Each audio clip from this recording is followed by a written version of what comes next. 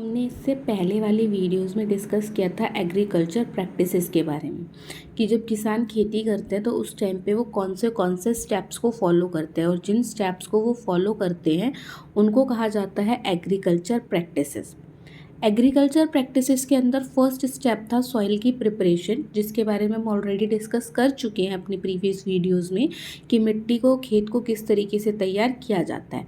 अब हमने पहला स्टेप कंप्लीट कर लिया, मिट्टी जो है हमारे खेत की उसको तैयार कर लिया। अब हमारा खेत जो है वो तैयार है पूरी तरीके से। यहाँ पर आता है हमारा स्टेप 2 जिसको बोलते हैं सोइंग।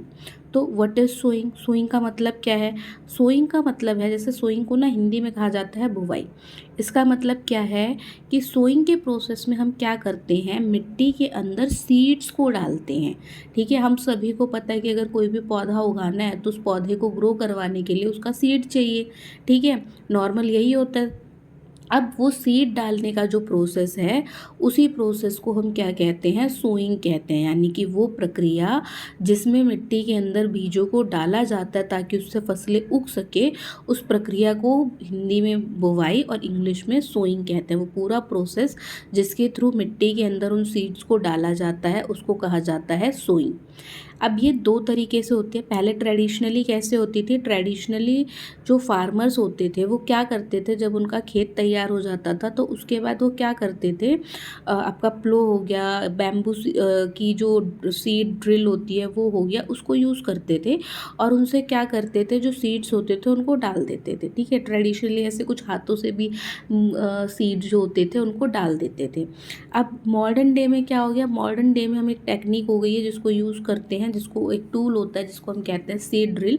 ठीक है, ये सीड ड्रिल एक ऑटोमेटिक मशीन की तरह काम करता है जिसको ट्रैक्टर या मशीन के थ्रू मशीन से अटैच कर दिया जाता है और इससे सीड्स को क्या होता है, डाला जाता है खेतों के अंदर। वैसे अगर हम दोनों ही प्रोसेसेस की बात करें तो दोनों ही प्रोसेस के अंदर में अगर देखा जाए तो जो ट्रेडिशनल मेथड होता है ना, ट्रेडिशनल मेथड में क्या होता है कि हाथों से या फिर किसी फनल टाइप शेप का इस्तेमाल करके मिट्टी में जो बीज होते हैं डाले जाते हैं।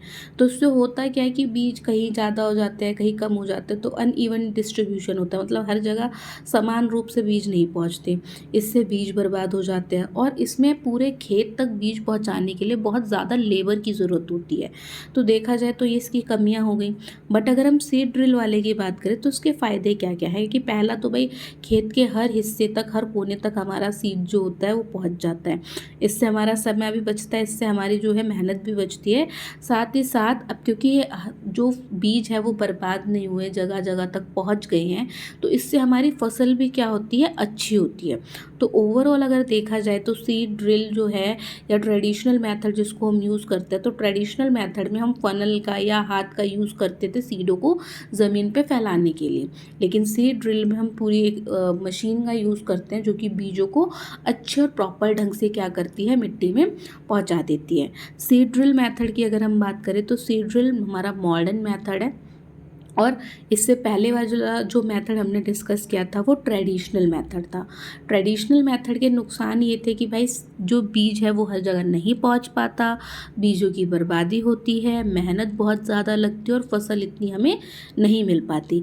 लेकिन वहीं अगर हम सीड ड्रिल मेथड की बात करें तो पहली बात तो बीज हर जगह तक पहुँचते हैं, इसमें टाइम बचता है, इसमें मेहनत बचती है, साथ ही साथ इसमें हमारी फसल जो होती है उसकी पैदावार भी अच्छी होती है।